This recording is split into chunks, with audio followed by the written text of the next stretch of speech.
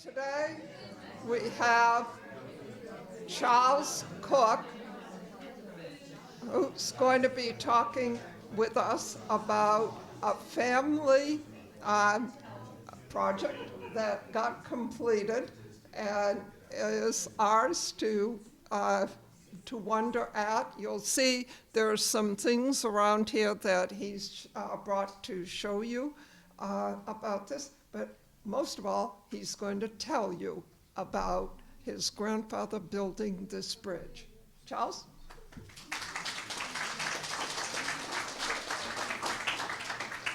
Thank you, Gene. I had no idea we'd get such a crowd here. Thank you all for coming. It's a compliment to have this many people in a room to listen to me talk about an antique that's here in the city.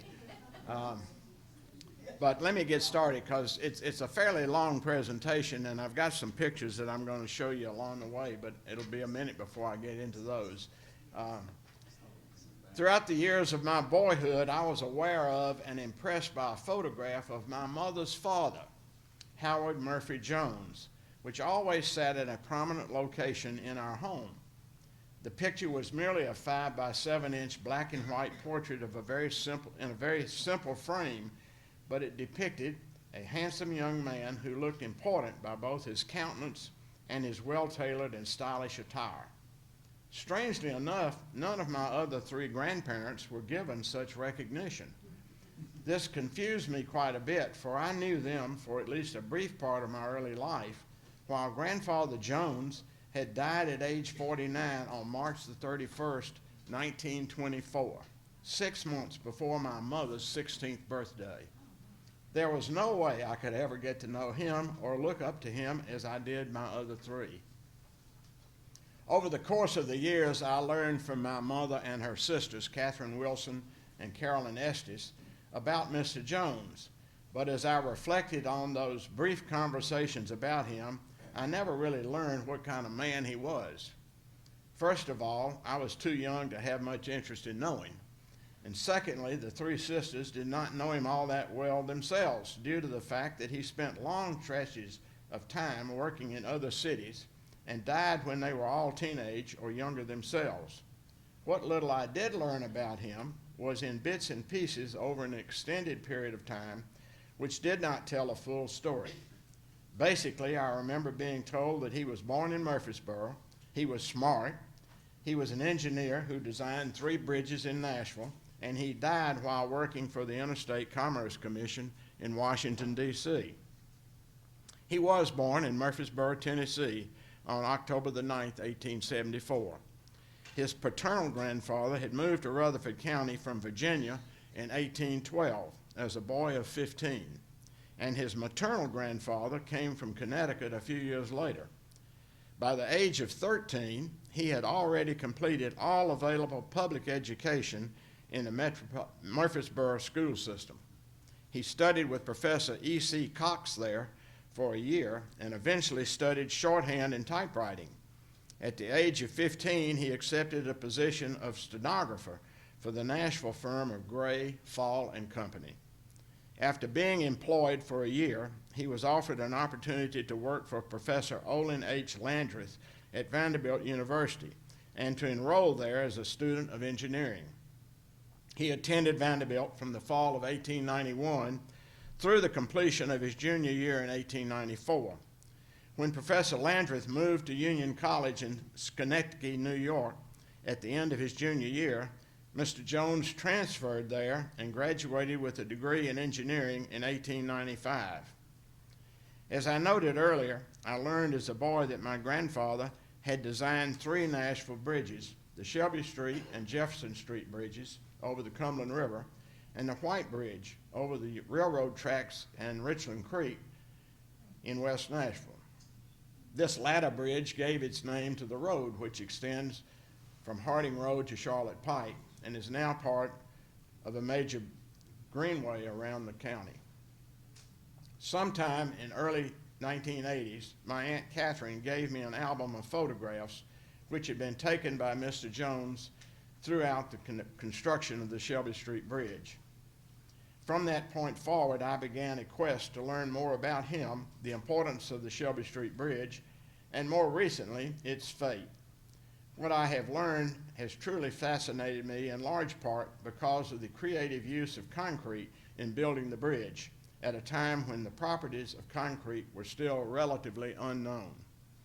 The first record we have of any type of bridge over the Cumberland River at Nashville was from the account of James Robertson and the men who accompanied him to become the city's first settlers. They crossed the river on Christmas Day, 1779, taking advantage of the natural ice bridge which had been formed by the freezing of the river. The first man-made bridge was built of stone, iron, and wood in 1823, where the Victory Memorial Bridge now stands. This structure lasted until the early 1850s, when the first Woodland Street Bridge was completed. It was a suspension bridge using wrought iron cables which spanned 700 feet. The 1823 bridge was only 72 feet above low water and less than 32 feet above the river during the flood season. By contrast, the Woodland Street Bridge was 110 feet above low water, which was sufficient clearance to allow larger steamboats to access the new wharf the city had built near the foot of Broad Street. Unfortunately, on July the 16th, 1855, the Woodland Street Bridge collapsed due to a faulty design, killing 7 animals and a boy.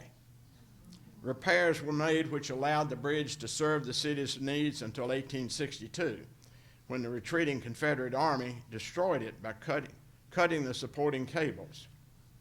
In 1866, the bridge was rebuilt like its predecessor as a suspension bridge, with design improvements which increased its load capacity to 93,000 pounds.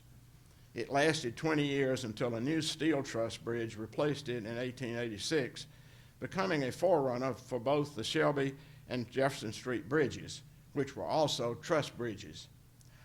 That memorable 1886 Woodland Street structure outlived all its predecessors and was not replaced until the present bridge was built in 1965. A railroad bridge across the Cumberland was built before the Civil War, which paralleled the vehicular bridge. While it received some damage during the war, it was repaired by the U.S. Corps of Engineers and served the city's needs for vehicular, pedestrian, and all rail traffic throughout the rest of the war until the Woodland Street Bridge could be rebuilt. Prior to the beginning of the 20th century, 2 additional railroad bridges had been built, one upstream and one downstream from the Woodland Street Bridge. Additionally, a vehicular bridge was built in North Nashville in 1889, known as the Hydes Ferry Bridge, and we know its successor as the Bordeaux Bridge. Thus, by the turn of the century, Nashville was served by 5 bridges along a 7-mile stretch of the Cumberland, 2 vehicular and pedestrian bridges, and 3 railroad bridges. Shortly after the turn of the century, the 20th century, 3 factors contributed to the need for additional facilities to cross the river. First, the city was growing in population on both sides of the river. Second, electric streetcars had been in use for a few years and had become a very popular means of transportation. Third, the automobile was just coming on the scene. Its impact was not fully recognized in as early as 1900, but it was a new means of transportation that had significant implications for the city's infrastructure. By 1900, the city of Nashville had grown to a population of 80,000, and the county population was 122,000.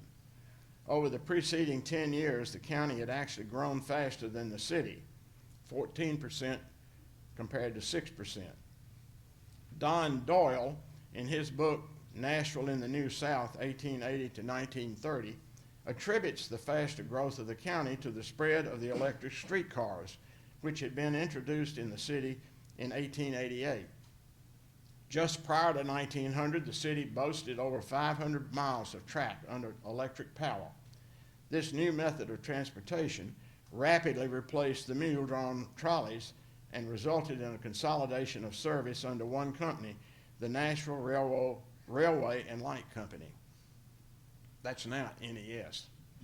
The growth of the electric streetcar system also resulted in an improvement to the city streets, which eventually benefited automobile traffic.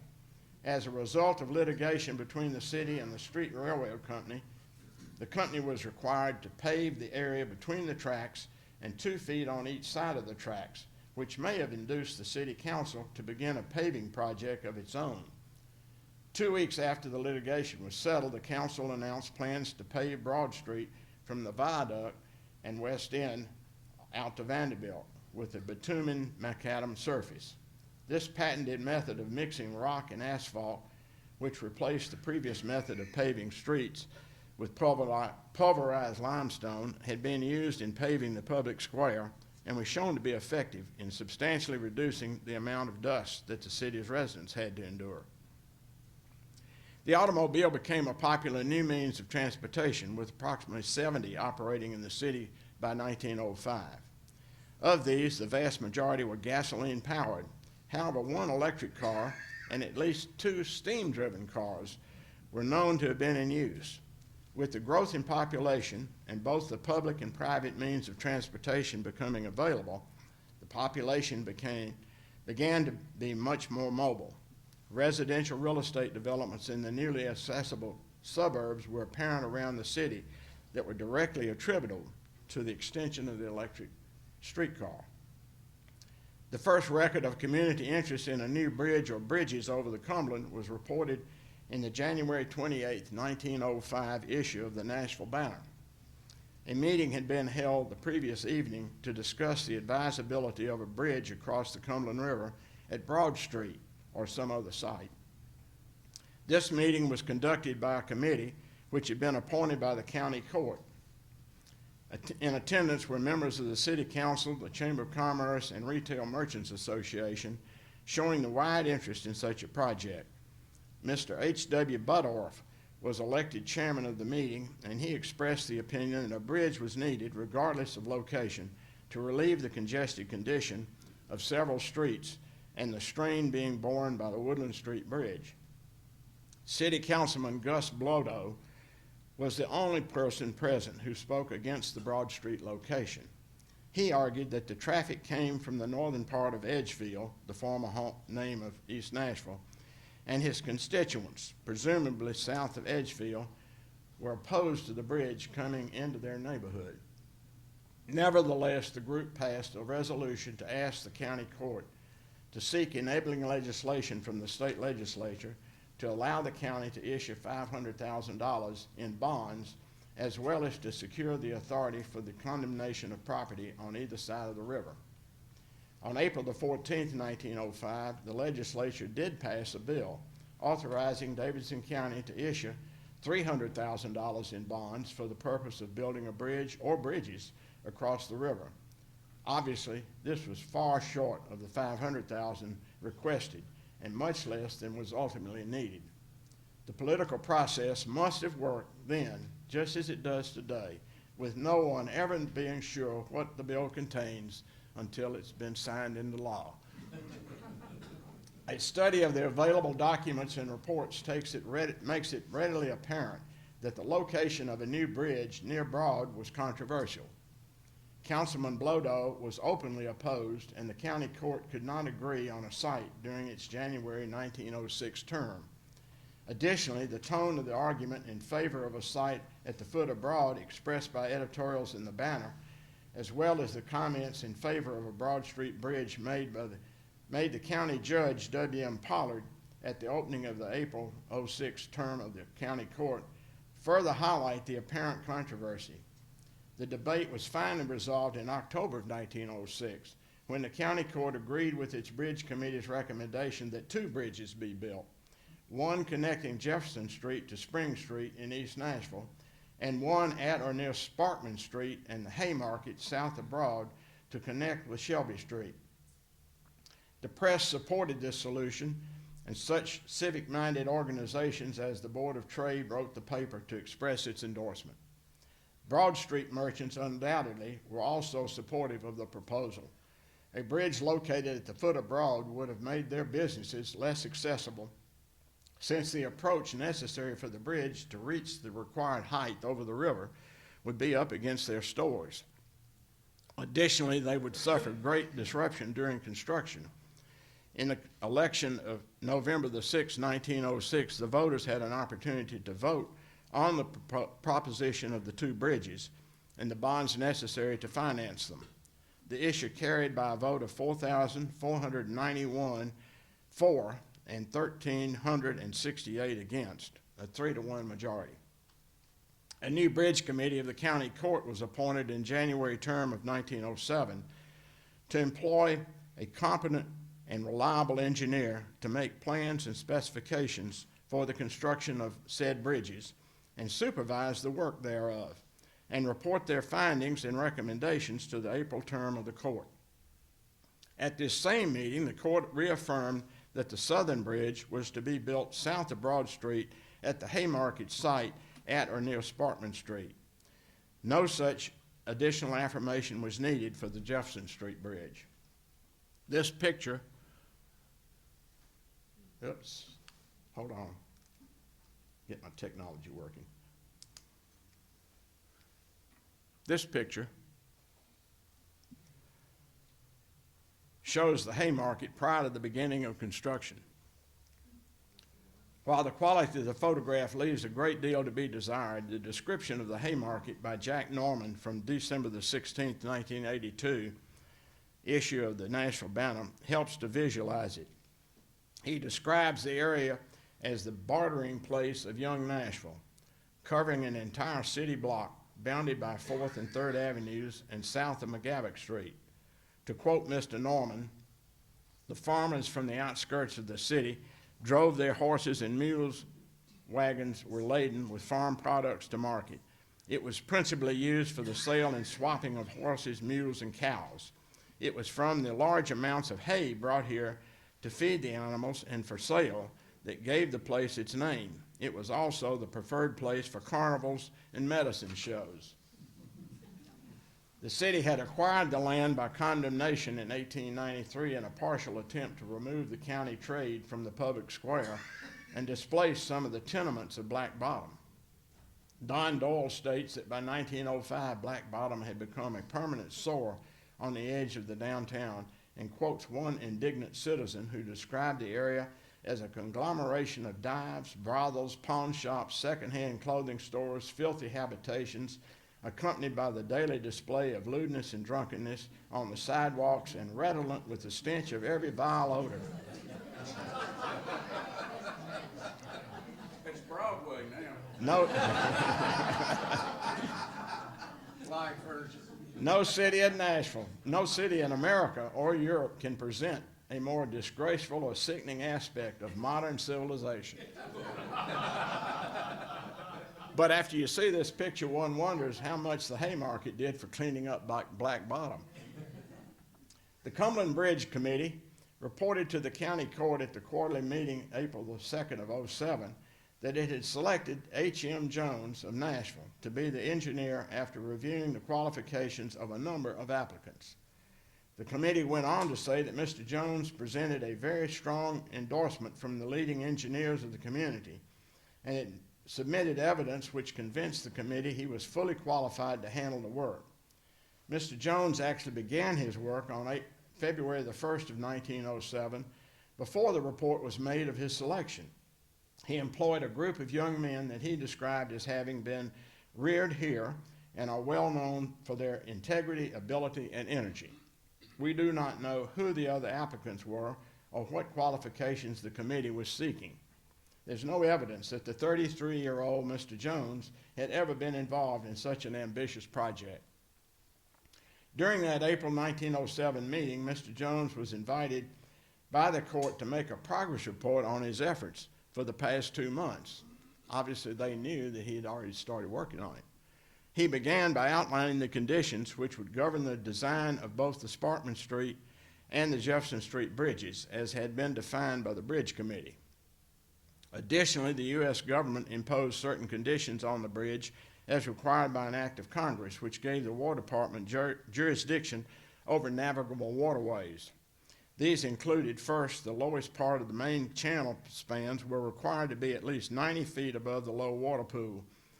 Second, the clearance between piers at low water was to be 300 feet. And third, a map of the river was required to be drawn depicting the area 1 mile in both the up and downstream directions. From the bridge sites, which the map was to be submitted to the Water Department together with general plans of the bridges for approval. The map was required to show substantial technical detail about the bridge and the river, and may have been the first step in the development of the environmental impact studies that such projects require today. To indicate how fast this project had proceeded, Mr. Jones told the court that the first work party was put in the field on February the 4th, just 3 days after he was employed. And I'm not sure what that connection is, because he didn't get employed until 2 months later. By the time of his report on April the 2nd, he had prepared maps of both bridges sites, which showed just which property would be affected and the amount necessary to obtain from each owner. Surveys and soundings of the river in accordance with the Water Department were made, and maps of this information were partially completed. Levels on the center lines of the bridges were taken, and a detailed layout profile made of the Sparkman Street Bridge. Plans for the remaining walls and abutment between 4th and 3rd Avenues were made. Details of part of the steel work for the viaduct approaches were made, and the drawings which were to be submitted to the Water Department were expected to be ready for submission at an early date. A word about the name of the bridge, we've known for many years as the Shelby Street Bridge, is in order at this point. Mr. Jones referred to the bridge as the Sparkman Street Bridge in his first report to the court. However, the official name given to the bridge by the county court upon its completion in 1909 was the Broadway Bridge. In fact, the album of photographs of the bridge during the construction, which I inherited, is labeled Broadway Bridge. Apparently, at some later date, the bridge became known as the Shelby Street Bridge, but I've been unsuccessful in determining when that occurred. 2 newspaper articles which ran the day the bridge opened refer to it as the McGavock Street Bridge, even though McGavock Street did not extend east toward the river beyond 6th Avenue at the time the bridge was built, 2 blocks from the beginning of the bridge's approach. To further confuse the issue, the bridge was renamed the Korean War Veterans 1950-53 Memorial Bridge. This 5th name was given to the bridge in dedication ceremonies held on September the 21st, 1991, as a result of a joint effort by the Tennessee Korean War Veterans and the Public Works Department. In April 2014, the bridge was given a 6th name, the John Sigenthaler Pedestrian Bridge, named in honor of John Sigenthaler, former editor of the Tennessean newspaper, who sometime in the 1950s was credited with preventing a man from committing suicide by jumping off the bridge. In this paper, I'll refer to the bridge as either the Sparkman Street Bridge or the Shelby Street Bridge. Where was Sparkman Street anyway? From a 1908 file map at the Metropolitan Historical Commission, Sparkman Street is shown as a 1-block-long street paralleling Broad between Broad and Demumbrium, which runs from 1st to 2nd Avenue. Had McGavock Street extended beyond 6th Avenue all the way to the river, it would have included Sparkman Street for the last block of the extension. The bridge approach from 4th Avenue went right over what had been Sparkman Street as it runs between 1st and 2nd Avenues. This photograph did that change?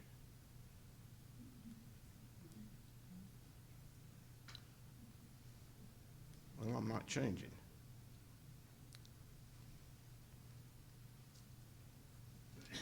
Well, I don't know what's happened. Anyway, shows how Sparkman Street appeared just prior to the commencement of the construction of the bridge. In the first report to the county court in that April 1907 meeting, Mr. Jones noted that the bridge would cross 5 streets, the yards of the Illinois Central and Southern Railway, which became the Tennessee Central, and the plant of the Nashville Bridge Company, all of which required special construction considerations. The bridge was to begin at 4th Avenue, which was to be widened to accommodate the increased traffic, with a rise at a 4.5% grade to 3rd Avenue, at which point it would proceed at a 4% grade to the first pier on the west bank of the river. It would parallel broad throughout this approach to the first pier. But at the pier, it would make a slight angle, 13 degrees, to the north and run straight from there to intersect Shelby Street at its intersection with 2nd Street on the east side of the river.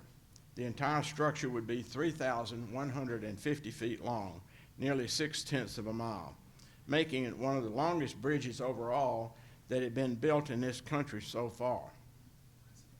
The extraordinary length was not necessary for the bridge to reach the required height without having an excessive grade to the approaches. Mr. Jones estimated that the Sparkman Street Bridge would cost approximately $471,000 to build, plus an additional $60,000 to acquire the necessary rights-of-way. There's Sparkman Street. He estimated that, which one did I punch, Tracy? Which one did I punch to move it forward again? You can just use, Oh, that worked. That worked. there we go. Okay.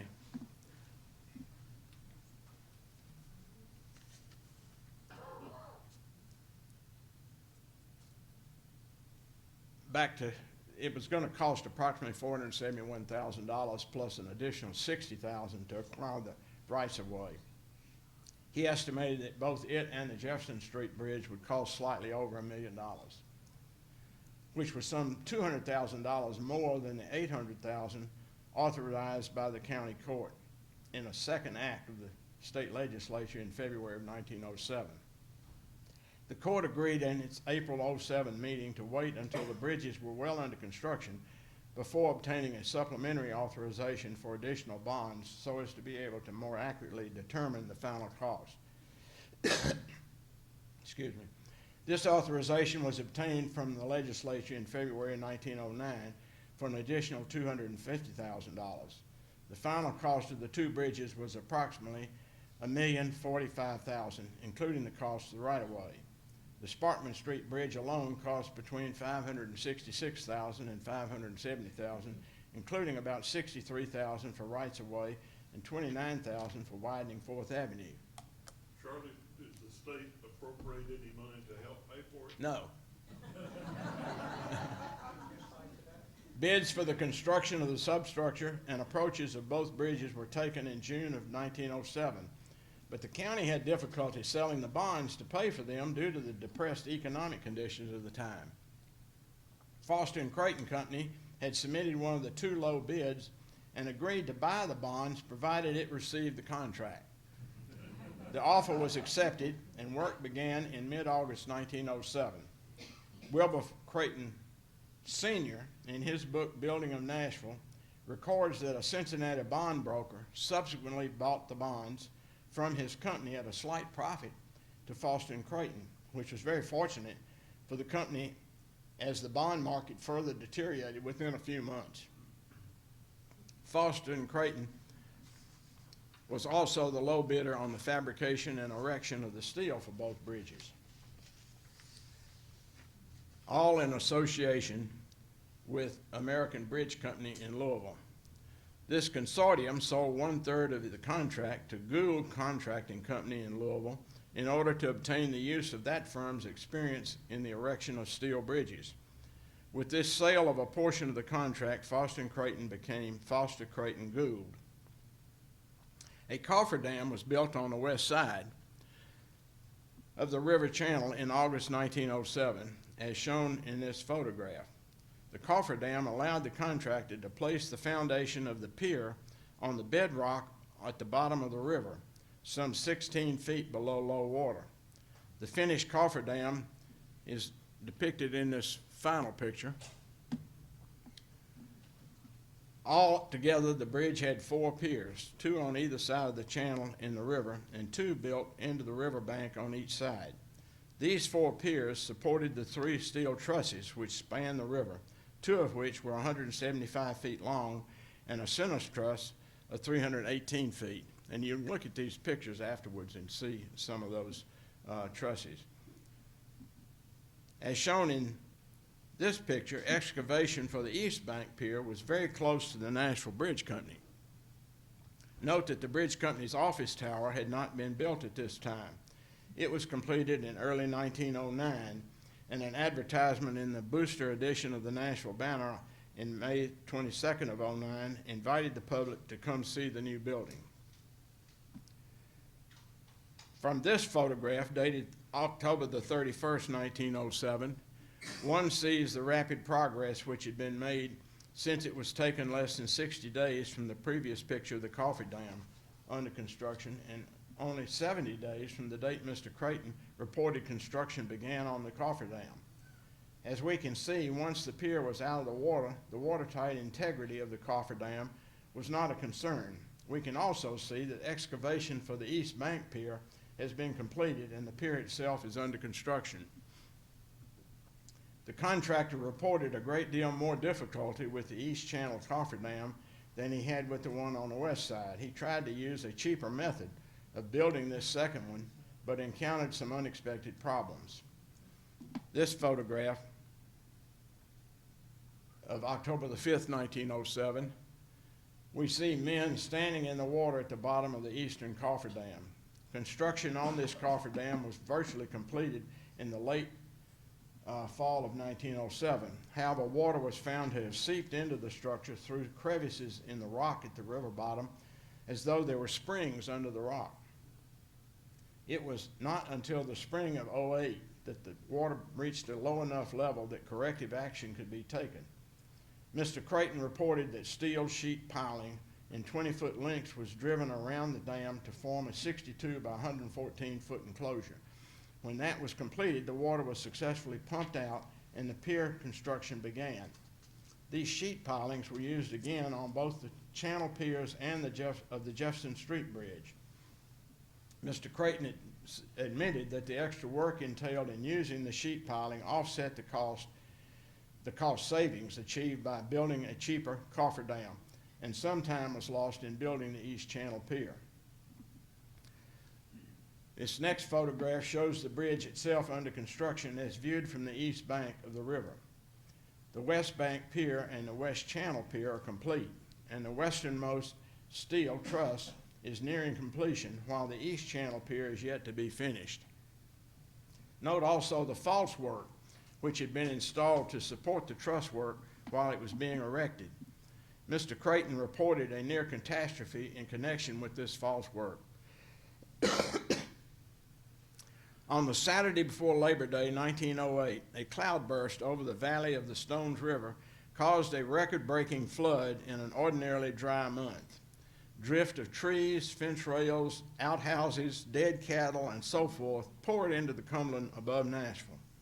The false work supporting the steel while it was being erected stretched across the river. All but two of the steel panels had been connected. Drift dammed up against the false work until a man could have walked from bank to bank on it. The working crew were not to report to work on Sunday or Labor Day, as this occurred on Saturday before Labor Day. Using the few men who could be found, 2 steamboats were chartered, and using lines from their capstans, they guided larger pieces of drift between the bents of the false work. Fortunately, the river did not rise more. When the entire work crew reported on Tuesday, this fooling with the drift stopped, and all hands were put to work to connect the 2 panels. In 2 days, the span rested on the pier. 3 bents of false work were removed in the center of the span, and a pile of drift wended its way to the Ohio River.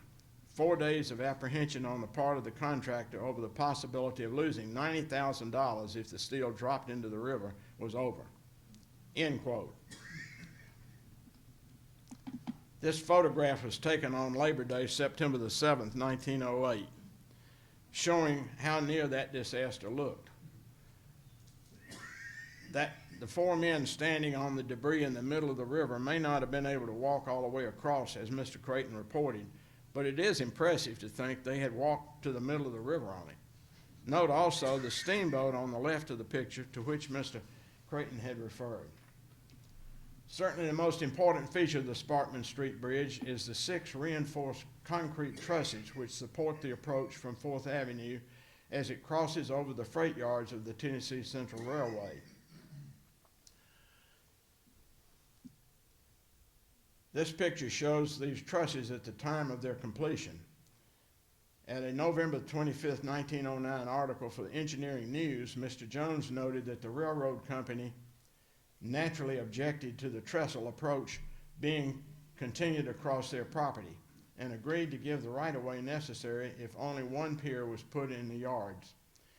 He went on to say, quote, "To further complicate the crossing, the tracks were not at right angles to the axis of the bridge, and it was necessary to place the pier on a skew with the bridge.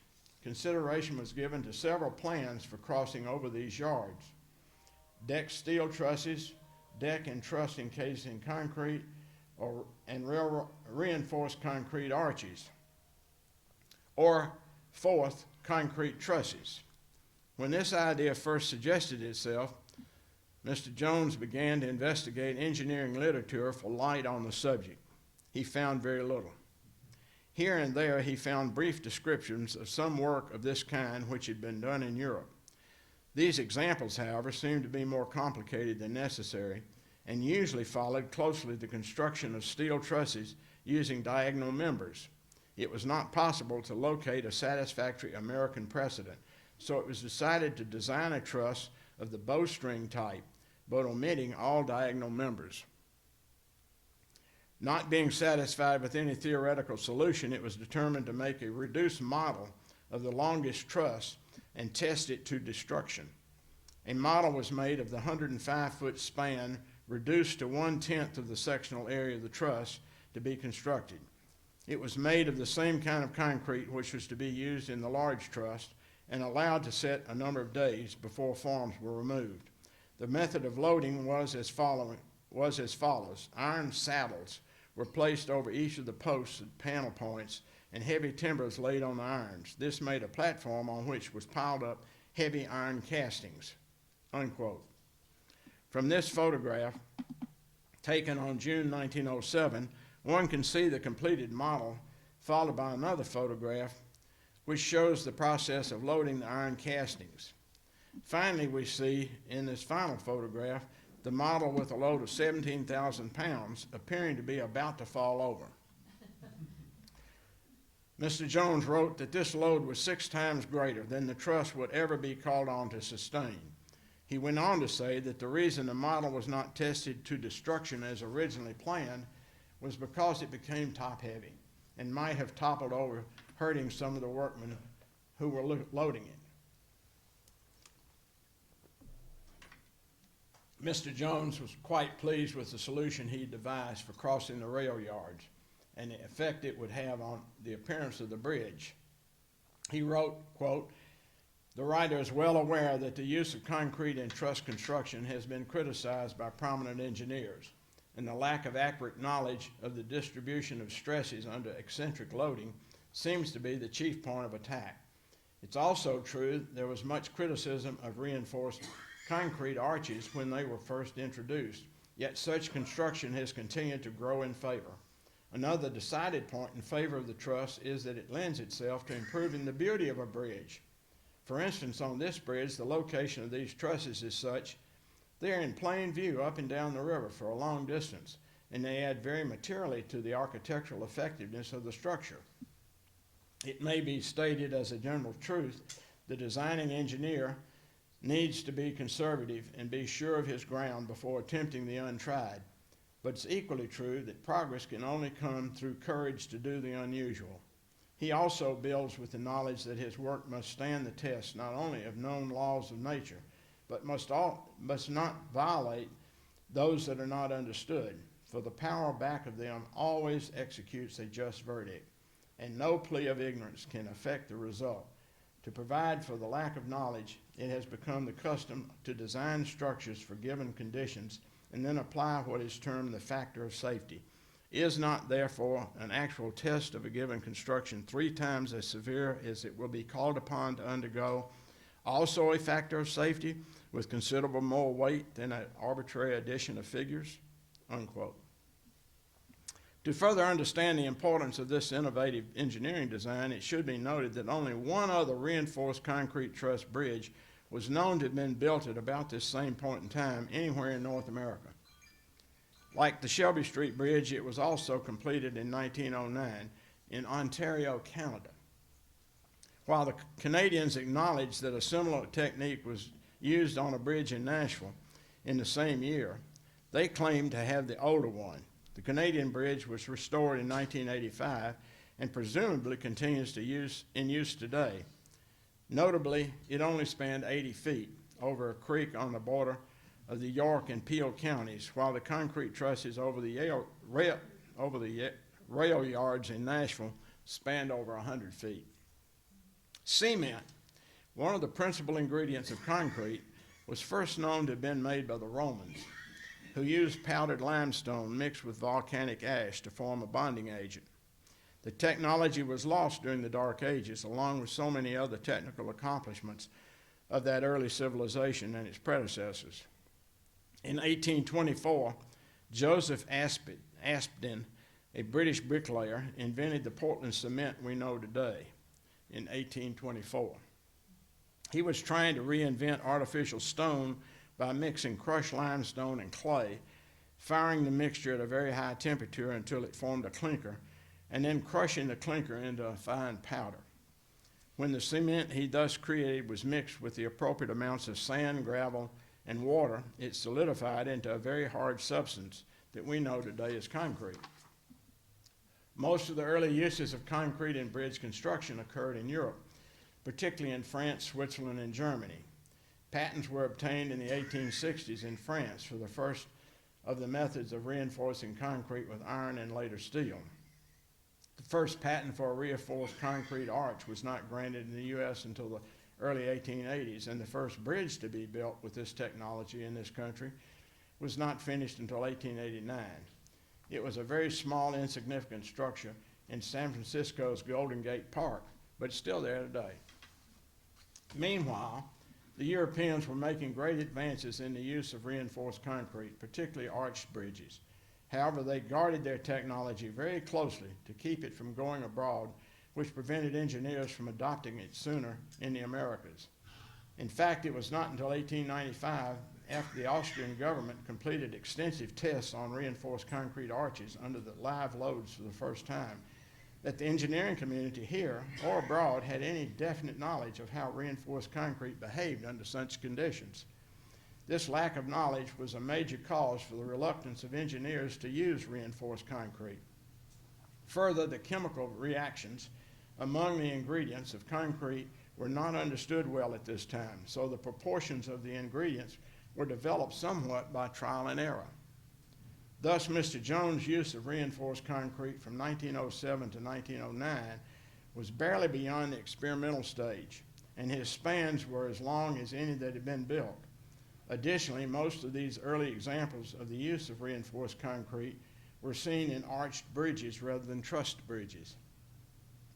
Mr. Wilbur Creighton Jr., son of Wilbur Sr., pointed out how apprehensive everyone was when the concrete was first poured for the trusses in the Sparkman Street Bridge. He told me the following story, which he had heard from his father and which he had previously told Janice Nolan, a local historian, who included it in an unpublished paper she wrote about the bridge in 1983. She recorded the story as follows, and I quote, "It was early morning when Wilbur Creighton Sr. left his home on Porter Road in Nashville to return in his buggy to the site of the most ambitious project his family's construction company had yet attempted. He probably had not slept well the night before. The erection of the new bridges across the Cumberland River had reached a critical step, using new material, reinforced concrete, in a new way. As he crossed the old Woodland Street Bridge into downtown Nashville, he must have been anxious to see how well the makeshift forms and baling wire were holding the freshly poured concrete trusses. Creighton had researched all the available sources to determine how to build the unique spans. His searches had proven fruitless, for as he later wrote, nothing like them had ever been built before. Forced to rely on his own engineering skill, he devised a system by slow trial and error to pour the bowstring upper cord of the first truss. He knew risks were involved with the innovative design, not the least of which were the financial losses to the Foster Creighton Gould Company. Believing in the design of the trusses, his firm had bid only $17.25 per cubic yard for the concrete trusses, for which another, less adventurous company had bid $100 per cubic yard. As he turned into First Avenue, he would have been keenly aware of the risk involved. Traveling south to the construction site, he heard a tremendous crash. As he later told his son, he thought that this worst fears had come true. The span had collapsed. Only after he got to the site did he discover the concrete intact. The crash he heard had been a water tank falling from one of the buildings along 2nd Avenue. The first of the 6 concrete deck trusses had held, the trusses that make the Sparkman Street Bridge a pioneering engineering structure.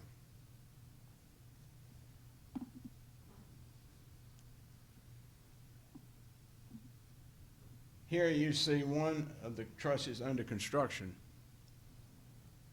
The bridge was opened on July the 5th, 1909, less than 2 years from the actual start of construction. A remarkable feat considering the crudeness of the construction equipment available at the time. At the dedication ceremonies, Mr. Jones commended Mr. James K. Raines, the chairman of the Bridge Committee, for his, quote, ability, fitness, and tact in securing the rights-of-way for the structures, unquote. He also acknowledged the loyal, intelligent, and effective aid he received from his principal assistant, Mr. C.B. Wilson. Further accolades were bestowed upon his other assistants, B.L. Peebles, H.H. Hull, A.H. Richards, W.H. Raymond Jr., Morton B. Howell III, George Quinn, and A.G. Adams Jr., as well as the contractor Foster Creighton Gould Company.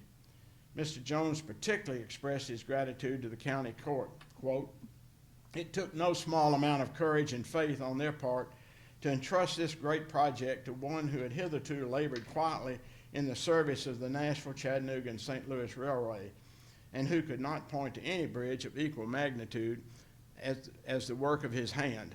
They had to set aside the trait of human nature expressed in the proverb that a prophet is not without honor, save in his own land," unquote. Obviously, Mr. Jones was a modest man, for as you will recall, the Bridge Committee had found him to be the best qualified of several applicants for the assignment just 2.5 years earlier. Finally, this photograph shows the bridge just prior to its opening. Howard Jones returned to private engineering practice after the Jefferson Street Bridge was opened in April of 1910. His offices were in the Cole Building on the corner of 4th and Union, where the USB Plaza, formerly First American Plaza, is presently located. He must have used this office during the time he designed the White Bridge in West Nashville, which was built around 1912. Also in 1912, he was employed by the Niagara Alkali Company as consulting engineer in the design and construction of a large chemical plant of reinforced concrete in Niagara Falls, New York. On April the 30th, 1913, he was appointed one of the 5 members of the Board of Engineers selected by the Interstate Commerce Commission to develop plans for securing a physical valuation of the railroads of this country. In the latter months of President Woodrow Wilson's term, Mr. Jones sought an appointment to the Interstate Commerce Commission itself. This quest continued on into Warren Harding's term of office, but he never received the appointment in spite of the efforts of Senator Kenneth McKellar, 2 congressmen from Tennessee, as well as private individuals like Hunter McDonald, who was then serving as chief engineer for the NC in St. L. In 1921, the Board of Engineers of the Interstate Commerce Commission was abolished, and Mr. Jones was appointed supervising engineer in charge of the completion of the engineering work of the 5 districts the board had overseen. His offices were in Washington, D.C., where he was living with his brother Oscar at the time of his death in 1924. The Sparkman Street Bridge was described at the time of its opening as a bridge that would last forever. The July 5, 1909 issue of the Nashville American noted, experts in concrete work state that it grows harder and more solid for about 5 years and slightly increases in strength from 25 to 50 years. When asked how long he thought it would last, the engineer said he hoped forever. While this question cannot be determined, it is thought that the bridge should be in firm condition in 100 years, unquote. The city's director of public works reported in 1928, however, that the concrete in both the Sparkman Street and the Jefferson Street bridges were in a state of disintegration requiring prompt attention. Falling concrete occurred again in 1949, and weight limits were posted restricting heavy trucks and buses of over 5,000 pounds from using either bridge, while other vehicles were limited to a maximum speed of 10 miles an hour. The problems with the concrete on both bridges can be traced to the quality of the limestone obtained from a quarry near Newsom Station outside of Bellevue in southwest Davidson County, which was either owned or leased by Foster Creighton Company. The sand in the Cumberland River was thought to be too coarse for the concrete required for the bridges, so crushed limestone was chosen as the aggregate. Mr. Creighton Sr. was quoted in April of 1949 article in the Tennessean as saying, "Our cement was 2.5 times stronger than the standard." Again, we see evidence of how little was really known about concrete and its properties. Additional attention has been focused on the Shelby Street Bridge ever since Tennessee Department of Transportation Bridge Evaluation Report on November the 25th, 1992, which reported that the condition of the bridge had worsened from its previous inspection a year earlier. Following this 1992 report, the state required Metro Public Works to post weight limits on the bridge again, eliminating heavy trucks from using it, and the state began to conduct quarterly inspections. The report did note that when all the repairs had been completed, the weight posting would be removed. However, a summary report in March of 1995 noted that the bridge was found to be in poor condition. Further weight limits were posted, which restricted two-axle vehicles to 14 tons gross weight, and those with 3 or more axles 25 tons gross weight. The need for structural improvements to both the Shelby Street Bridge and the Demumbrium Street Viaduct provided an opportunity to evaluate the Shelby-Demumbrium corridor in terms of roadway requirements. In 1993, Metropolitan Government contracted with Gresham and Smith and partners, architects and engineers, to conduct a corridor study to assess transportation options. The final report prepared by Gresham and Smith included 9 options for addressing the future needs in this part of town. One of these was a proposal for a new bridge to be constructed connecting Shelby Street to Franklin Street, which was the one endorsed by the mayor. The construction of the new arena on Broad Street and the prospects for a professional football stadium on east bank of the Cumberland River caused several groups of citizens to propose that the Shelby Street Bridge be retained as a pedestrian bridge to serve the city.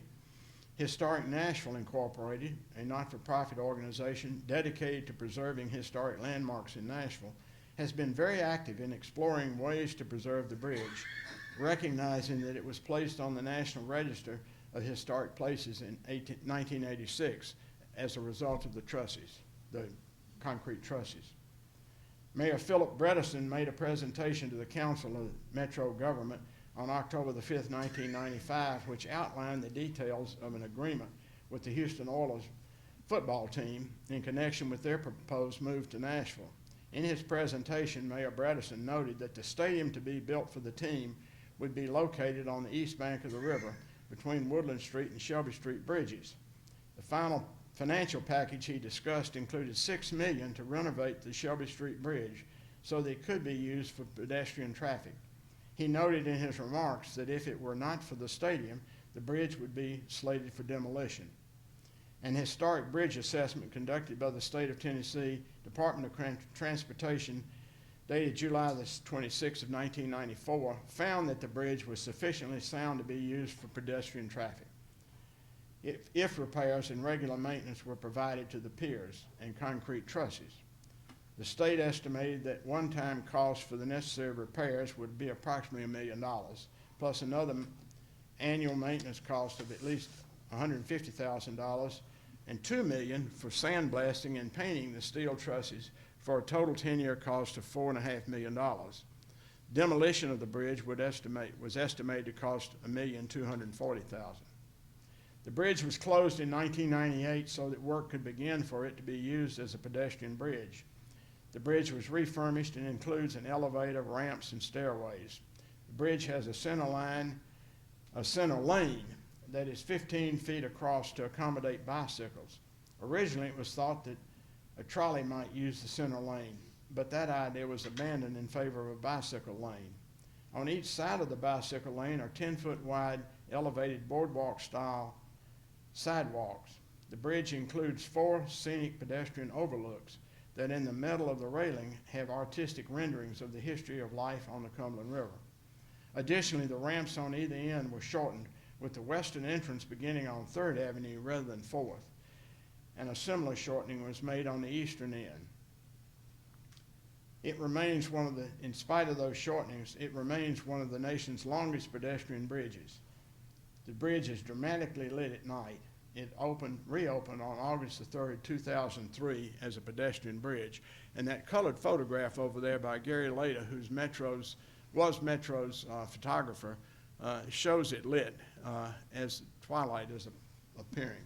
But ladies and gentlemen, thank you for your attention. That concludes my report, and I'll be happy to answer any questions.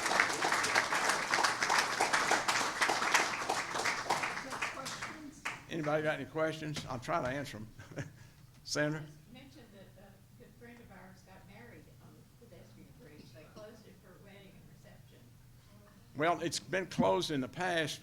Greenways of Nashville has their annual, used to have their annual event for dinner on the bridge that was held there, and they would close it, and they put long tables down the center lane, and dinner was served to several hundred people up there. But now they meet at that park that's down at the foot of the Shelby Street entrance. Yeah, Bob? I know there's some chemical reaction between iron and cement that happens over time. Yeah, one of the problems with the railroad going under the bridge is the fact that steam engines create a lot of nitric and sulfuric acid with the emissions that when they burn coal and mixes with water, it creates a chemical reaction that makes it very acidic, and therefore it deteriorates steel pretty fast. And so that was not an option to use steel over there. So that's why the concrete trusses were so important. Are they reinforced? You know, the engineering news talks about reinforced, but they also talk about just concrete. And I've never been able to figure out whether it's reinforced or not. Yeah. Charlie, Arthur Dyer, as you know, started the Nashville Bridge Company. Right. Built his headquarters right next door, but then didn't get the contract to build this bridge. So what happened there? You know, I don't know. I've never been able to figure that out. And of course, the bridge company, Nashville Bridge, wound up building more boats than they did bridges, I think. They built a lot of barges and tugboats. But it must have made him upset that he puts his headquarters. Yeah, exactly. Yeah, exactly. Yeah. The book, Fortune Fiddles and, was it Fortune's Fiddles? And then fried chicken. Business History of Nashville said that the Nashville Bridge Company closed when the hookers took it over, the performance system company that went bankrupt in 1970. And I was wondering if they ever reopened. Well, George Steinbrenner wound up buying it with his company called American Shipbuilding, which is headquartered in Cleveland. And George Steinbrenner owned it for a good while. And when the Nashville Sounds had an exhibition baseball game right over here next door, he got the Yankees to come down here and before the season opened and played an exhibition game with the Nashville Sounds. Well, the Nashville Bridge Company, does it exist now? Was it able to reopen after Well, the hookers lost it? well, it did reopen under George Steinbrenner's ownership, because he bought it out of bankruptcy. Steinbrenner took it. Yeah. Okay. Build something in Ashland City. And there's something up there in Ashland City now, but I don't know whether it's a predecessor or successor to Bridge Company or not. It doesn't use the name, I don't think. At least there's no signage up there that indicates it. There is a steel company up there, though. Yeah. Are there blueprints for the construction? No, this drawing right here that I have up here is one, years ago when I first started writing this paper, I went over to talk to people at the Nashville Public Works, and a guy that I talked to, an engineer there, had this hanging in his office. And it is a scale model or scale drawing of the bridge for its 3,150 feet. And I asked him, you know, if I could get a copy of it, and this is a copy he made. And recently I was talking to somebody over at Public Works trying to find out how long the bridge is now since they shortened it.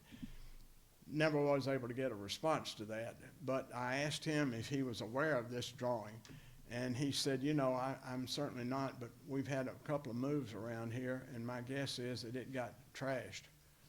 So I may have the only thing that approaches an engineering drawing. But I do have all these photographs. I brought the album that I inherited, but it's in such fragile condition, I was a little bit hesitant to lay it out. And it used to be when I've been at meetings here, there's been a table over here on the side where I might have been able to lay it down, but I don't want to do a lot of handling. But these pictures that I showed you are all pictures that were taken from that original set of photographs. There's about 150 of them. Yeah, Sandra. What goes under the trusses now?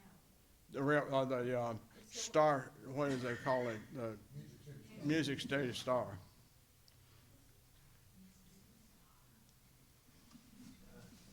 That concludes it. Thank you very much for your attention, Jim. Wow.